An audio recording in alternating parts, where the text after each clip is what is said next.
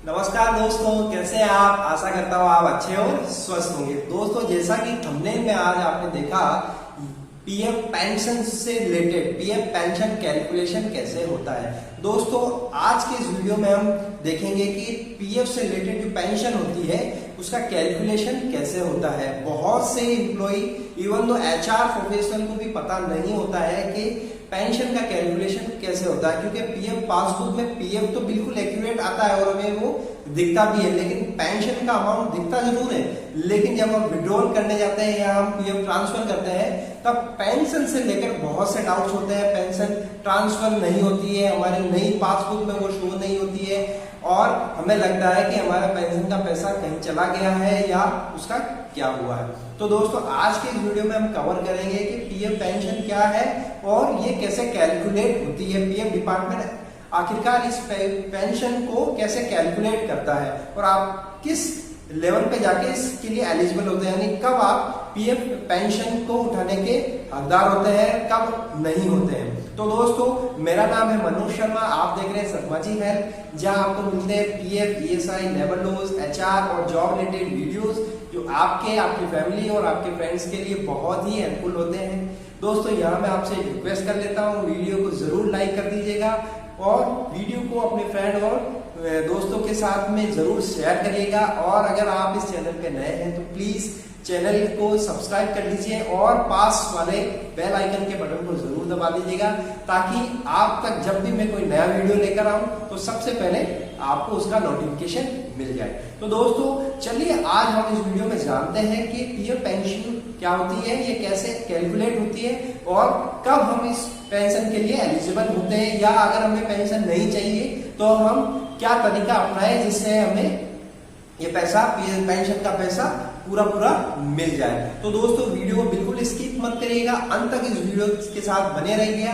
चलिए आइए इस वीडियो को हम प्रैक्टिकली समझते हैं। तो चलिए दोस्तों, अब इस वीडियो में हम बात करते हैं ईपीएस या पीएफ पेंशन की, यानी अगर आप ईपीएफओ की पेंशन के लिए एलिजिबल हैं तो आपकी कितनी पेंशन बनेगी। अगर आप आज से रिटायरमेंट के बाद पेंशन की प्लानिंग कर रहे हैं तो आपकी पेंशन, सर्विस और वेजेस को देखते हुए कितनी पेंशन आपकी बनेगी। इस वीडियो में हम पीएफ पेंशन की एलिजिबिलिटी और पीएफ पेंशन कैलकुलेशन को समझने वाले हैं। दोस्तों, ये तो हम सब जानते हैं कि पीएफ की मिनिमम पेंशन जो है वो 1000 रुपये है और जो मैक्सिमम पेंशन है वो 7500 रुपये है। दोस्तों, ये सब हमें पता है, लेकिन दोस्तों गवर्नमेंट की तरफ से मिनिमम पेंशन को बढ़ाया जा सकता है।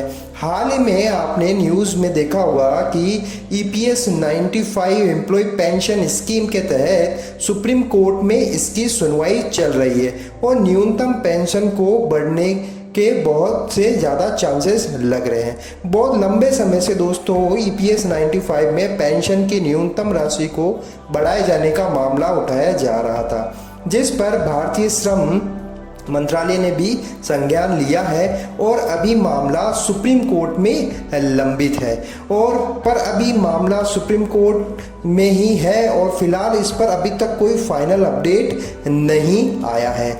आज की तारीख यानी अगस्त 2021 तक इसमें सुनवाई ही चल रही है और फाइनल अपडेट इस पर अभी कुछ नहीं है, लेकिन आशा जरूर है दोस्तों कि ये जो न्यूनतम पेंशन राशि है इसको बढ़ाया जा सकता है। लेकिन दोस्तों, आज के इस वीडियो में हम जानेंगे कि मिनिमम और मैक्सिमम के बीच में आपकी एक्चुअल पेंशन कितनी बनेगी, यानी आपकी सर्विस और वेजेस को देखते हुए आपकी जो पेंशन कैलकुलेट करता है पीएफ डिपार्टमेंट, वो फाइनली पेंशन कितनी बनेगी। ये जो कैलकुलेशन है आप घर बैठे भी कर सकते हैं अगर आपको आपकी एक्चुअल सर्विस और पेंशनेबल इनकम अगर आपको पता होगी। तो यही दोस्तों हम इस वीडियो में समझते हैं। तो दोस्तों, पीएफ पेंशन की कैलकुलेशन बहुत ही आसान होती है।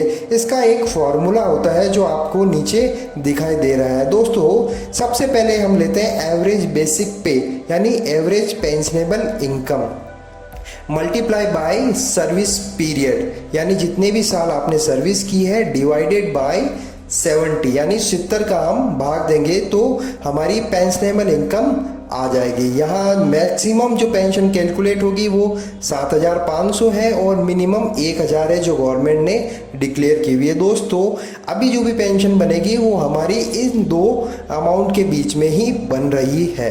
तो दोस्तों सबसे पहले आइए एक एक करके सारे कंपोनेंट को समझते हैं। तो पहला है average pension income.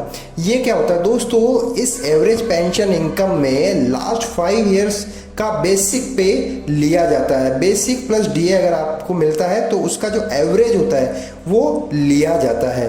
For example last 3 year average basic पे हम मान रहे हैं 12,000 है, यानी 12,000 फर्स्ट ईयर में बेसिक पे, फिर दूसरे में 12,000, तीसरे में 12,000 और लास्ट 2 इयर्स का बेसिक पे 14,000 रहा है। तो अब आप जो एवरेज 5 ईयर का बेसिक पेंशनेबल इनकम लेंगे वो होगा 3 इंटू 12,000 प्लस 2 इंटू 14,000 यानी 12 इंटू 3 यानी 36,000 प्लस 14 इंटू 2 यानी 28,000। ये जो आपकी एवरेज इनकम आएगी डिवाइडेड बाई 5 करेंगे, यही हम पेंशनेबल इनकम में काउंट करेंगे।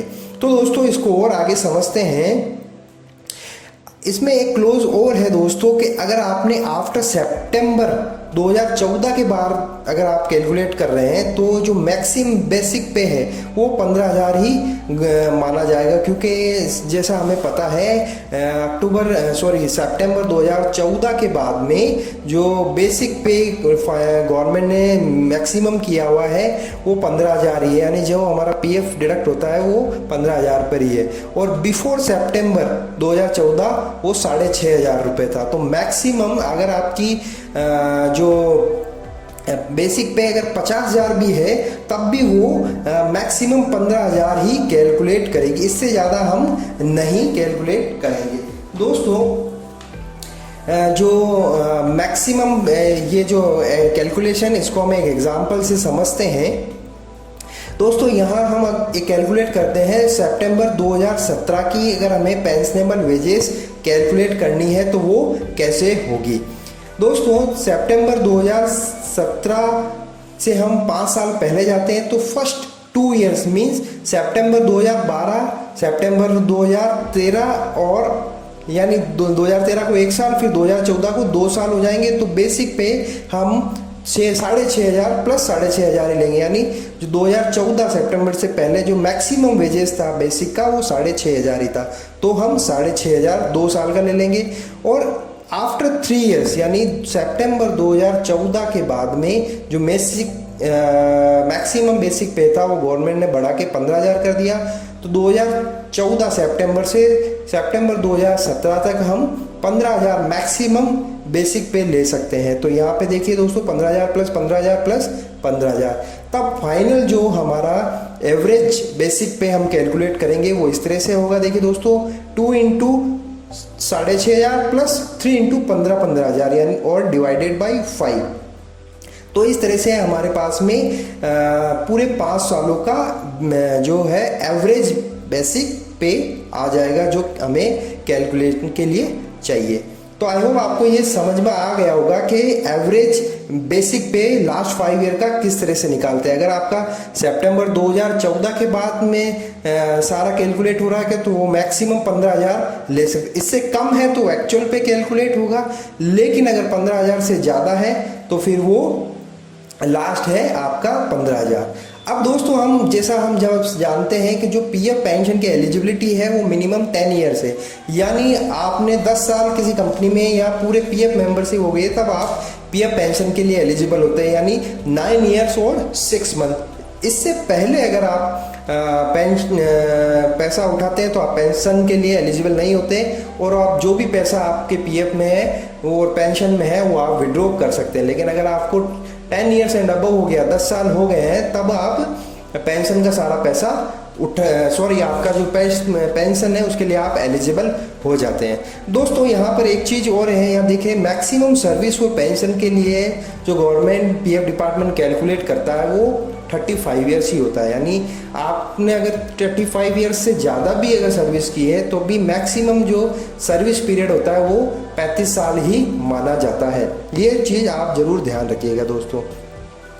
दूसरी इसमें एक क्लोज और है दोस्तों पीएफ पेंशन ईपीएस के अंतर्गत कि अगर आपने मिनिमम 20 साल की सर्विस कंप्लीट कर ली है तो पीएफ डिपार्टमेंट 2 साल अपनी तरफ से ऐड कर देता है, लेकिन अप टू 35 ईयर्स। यानी अगर सपोज आपने एग्जांपल 24 साल तक सर्विस की है, आपकी पीएफ मेंबरशिप सर्विस 24 साल की है, तो 2 साल पीएफ डिपार्टमेंट ऐड कर देगा और आपको जो पेंशन कैलकुलेशन होगी वो 26 साल पे होगी।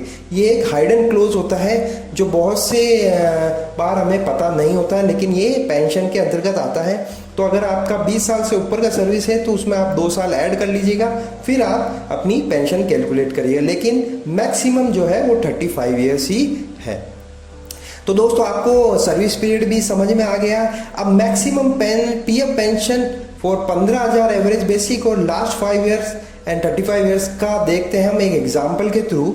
चलिए दोस्तों, हम मानते हैं एवरेज बेसिक पे 15,000 है, इंटू हम करेंगे 35 ईयर्स। जैसा हमने देखा है कि एवरेज बेसिक पे 15,000 से ज़्यादा नहीं हो सकता है, तो 5 साल का 15,000 लेंगे, डिवाइडेड बाई 5 करेंगे तो वो 15,000 ही आएगा। मैक्सिमम हम 35 ईयर्स की सर्विस ले रहे हैं, या डिवाइडेड बाई 70 करेंगे इज इक्वल टू दोस्तों ये आएगा 7,500। आप कैलकुलेट कर लीजिए, 35 से 70 को 2 आएगा 7,500। तो इस तरह से जो मैक्सिमम पेंशन की कैलकुलेशन होती है वो 7,500 इस तरह से आती है। तो दोस्तों आपको इस एग्जाम्पल से समझ में आ गया हो कि जो मैक्सिमम पेंशन है वो 7,500 इस तरह से कैलकुलेट होती है। आपका जो बेसिक एवरेज है लास्ट 5 ईयर्स का वो हम लेंगे, जो हमने देख लिया। अगर 2014 सितंबर के बाद है तो मैक्सिमम 15,000 है, और सितंबर 2014 से पहले है तो मैक्सिमम 6,500 रुपये है। और जो आपकी मैक्सिमम सर्विस कैलकुलेट होगी वो 35 ईयर्स से। अगर 20 साल से ऊपर होता है तो 2 साल ऐड और हो जाएगा, लेकिन मैक्सिमम 35 ईयर्स है। और PF pension eligibility after 10 years ही है। तो ये सब मल्टीप्लाई करेंगे तो ये 7,500 आ जाएगा। और जो मिनिमम पेंशन है दोस्तों, जैसा हमें पता है गवर्नमेंट ने अभी 1,000 करी हुई है, लेकिन बहुत ज़्यादा चांसेस है कि ये हो सकता है आने वाले टाइम में सुप्रीम कोर्ट इस पर सुनवाई कर रहा है, तो ये हो सकता है बढ़ के 2,000 3,000 या जो भी गवर्नमेंट डिक्लेयर करे, सुप्रीम कोर्ट डिक्लेयर करे, वो बढ़ सकती है। तो आई होप आपको इस कैलकुलेशन से समझ में आ गया होगा कि पीएफ पेंशन किस तरह से पीएफ डिपार्टमेंट कैलकुलेट करता है और हमारे खाते में किस तरह से आती है। तो दोस्तों आपको वीडियो अच्छा लगा होगा, थैंक्स फॉर वाचिंग। आपको कुछ क्लियरिटी नहीं है तो आप मुझसे पूछ सकते हैं, कमेंट सेक्शन में आप पूछ सकते हैं। वीडियो को लाइक कर दीजिएगा, चैनल को सब्सक्राइब करके आपके दोस्तों के साथ ज़रूर शेयर करिए ताकि उनको भी इस तरह की जानकारी मिल सके और वो इसका फ़ायदा उठा सकें। तो दोस्तों जल्दी मिलते हैं एक नई जानकारी के साथ, तब तक के लिए अपना ध्यान रखिएगा। Thank you very much.